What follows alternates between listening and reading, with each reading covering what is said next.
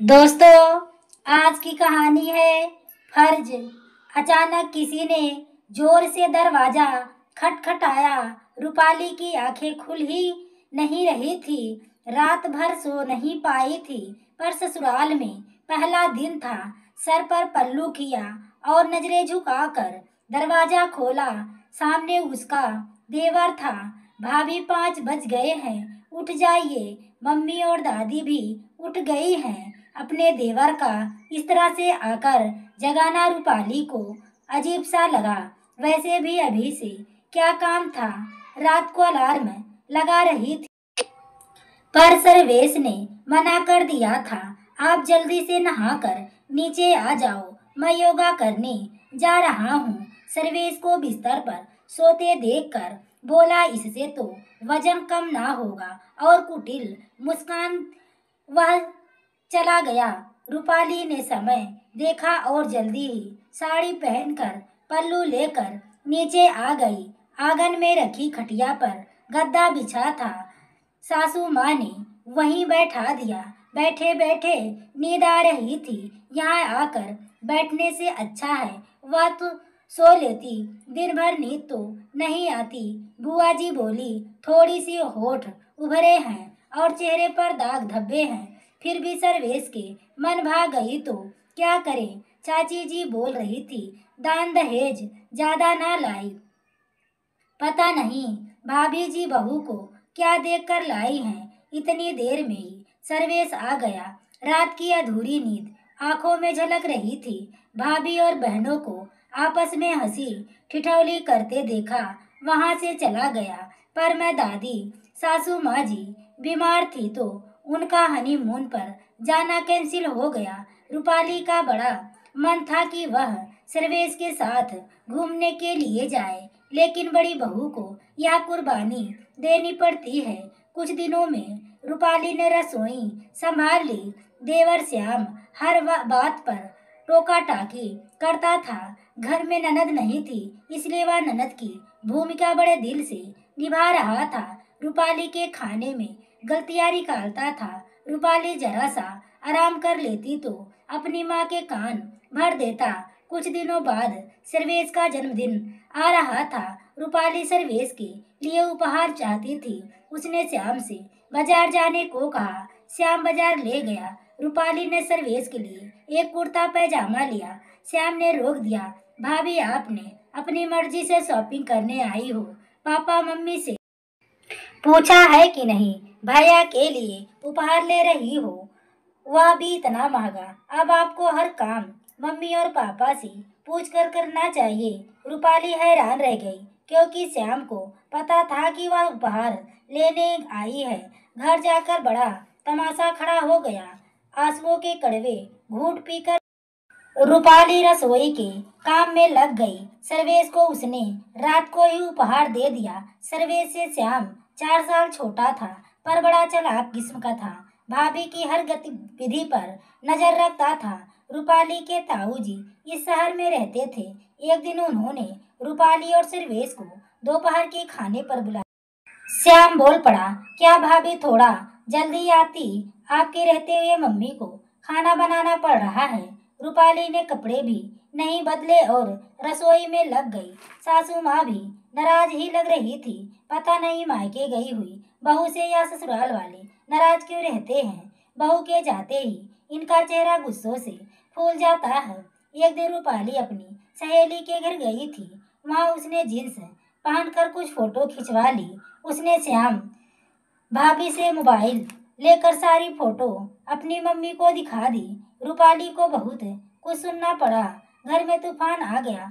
रूपाली श्याम की बातों और उसके तानों हरकतों से परेशान हो चुकी थी, पर क्या करती। सर्वेश बहुत ही सीधा साधा था।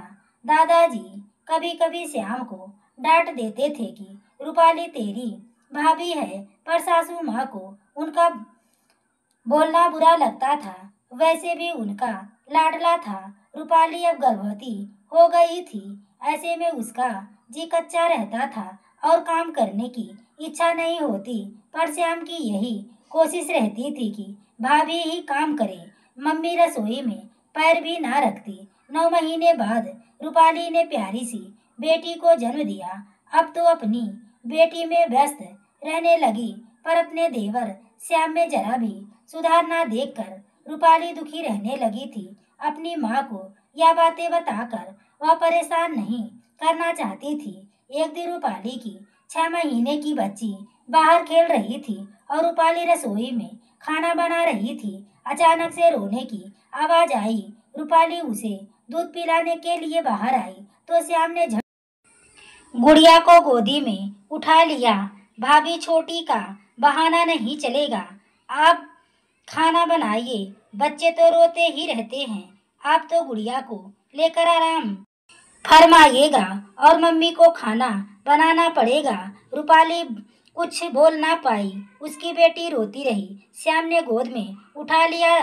दूध पिलाने के लिए अपनी भाभी को नहीं दिया।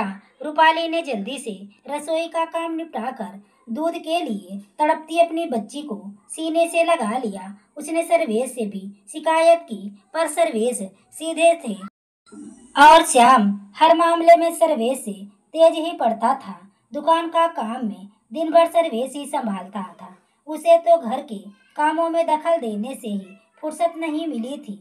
अब श्याम के लिए भी लड़की देखे जाने लगी। प्रज्ञा शादी करके घर आ गई। प्रज्ञा जैसी सुंदर पत्नी पाकर बहुत खुश। पूरी शादी में छोटी किसी की गोदी में नहीं आई। रूपाली ने शादी का काम निपटाया और बच्ची को भी संभाला। शादी के दूसरे दिन 7 बज गए, पर प्रज्ञा कमरे से बाहर निकलकर नहीं आई तो रूपाली ने जोर से दरवाजा खटखटाया तो श्याम बाहर निकलकर आया। भाभी, यह क्या तरीका है? प्रज्ञा सो रही है, उसे शादी की थकान आ गई है, अभी उसकी नींद खराब मत करो। पहले 2 कप चाय भिजवा दो, उठ जाएगी। वैसे भी क्या जल्दी है, कुछ काम तो है नहीं। प्रज्ञा को थोड़ी देर और सोने दो। श्याम की बातें सुनकर रूपाली अवाक रह गई। घर की बहू तो 5 बजे उठती है, पर प्रज्ञा तो अभी तक सो रही है। सासू माँ भी बोली नहीं, नई नई वेली दुल्हन है, सोने दो। रूपाली चुप हो गई। प्रज्ञा के मायके से तो बहुत दहेज आया है, सभी रिश्तेदार तारीफ कर रहे थे, साड़ियाँ भी सबकी अच्छी थी।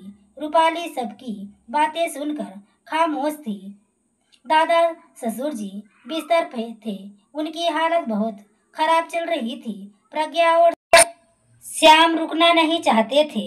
मम्मी, सारी बुकिंग हो चुकी है, पैसे बर्बाद हो जाएंगे, हम दोनों हनीमून पर जाते हैं, कुछ होगा तो आप सब बड़े तो घर पर हैं। श्याम यह कहकर और निकल गया। 4 दिन बाद ही दादाजी की मौत हो गई, पर वह दोनों अपना पूरा हनीमून मनाकर ही आए। आते ही किसी ने उन्हें कुछ नहीं कहा। श्याम ने अपने मोबाइल पर मम्मी को प्रज्ञा की जिसमें फोटो दिखाए, जिसे देखकर सासू माँ खुश हो गई। उन्होंने बहू के जींस पहन जरा भी तमाशा नहीं किया। रसोई के कामों को कम करती थी। वह उससे बचने के लिए तरीके ढूंढती, कभी अपने मायके तो कभी किसी रिश्तेदार के यहाँ चली जाती तो कभी बाहर श्याम के साथ घूमने निकल जाती। रूपाली ने अपनी सास से कहा। वह भी प्रज्ञा का पक्ष लेकर बोली, तू ना रसोई संभाल लेती है, उसके घूमने फिरने के दिन उसे अपनी जिंदगी जीने दो। मम्मी जी, प्रज्ञा के भी तो जिम्मेदारी है। इस पर सासू माँ ने कहा, तुम मुझसे जलती हो। पास पड़ोस में रूपाली की बुराई करती थी और एक दिन प्रज्ञा बाजार से लौटी, उसने एक से एक खूब भावी ड्रेस दिखाए। कल शाम को जन्मदिन है, उपहार मैं दूंगी। रूपाली ने कहा। प्रज्ञा, तुमने मम्मी जी से आज्ञा ली, इतनी महंगी ड्रेस ली है। तभी सासू माँ अंदर आ गई। प्रज्ञा समझदार है, इसे शॉपिंग करने के लिए आज्ञा लेने की क्या जरूरत है। रूपाली के पैरों तले जमीन खिसक गए। वह अपने देवर श्याम और सासू माँ का पक्षपात रोज देख रही थी। अब पानी सर तक आ गया था। एक दिन शाम को श्याम कहता है, भाभी, हम दोनों शाम को घूमने जा रहे हैं, मम्मी से पूछ लिया है, आप खाना बनाकर रख देना, हम भी आकर घर का ही खाना खाएंगे। रूपाली का गुस्सा फूट पड़ता है।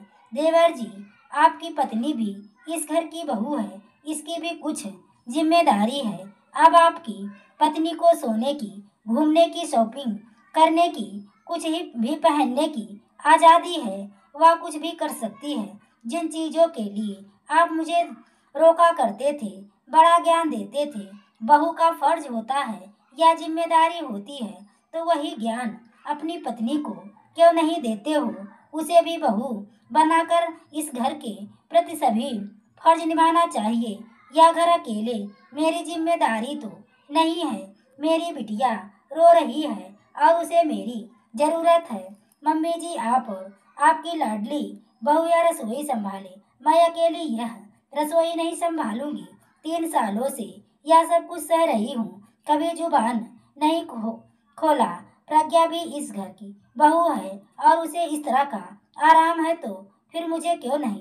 देवर जी, भाभी को रोकना टोकना अच्छा लगता था, अब जुबान क्यों नहीं खुलती? अब तुम रोका टोकी अपनी बीवी के साथ भी किया करो, उसे भी घर की बहू होने का फर्ज निभाने दो। एक बात और, कल को आपको भी बच्चे होंगे, रोते रहेंगे और प्रज्ञा को रसोई में काम करना पड़ेगा, तब आपको दर्द आएगा। मेरी बेटी पर और मेरे पर दर्द कभी नहीं आया, लेकिन मैं माँ हूँ आपकी, पत्नी को इस दर्द से ना गुजरना पड़े।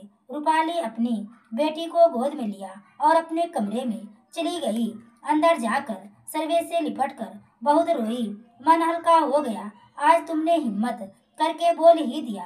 सर्वेश रूपाली को हिम्मत दिलाई। अगले दिन रूपाली 5 बजे की जगह 6 बजे रसोई में गई तो देखा प्रज्ञा भी वहाँ भी थी और उसने मिलकर रसोई संभाली। आज रूपाली बहुत खुश थी। आज उसके चेहरे पर विजयी मुस्कान थी।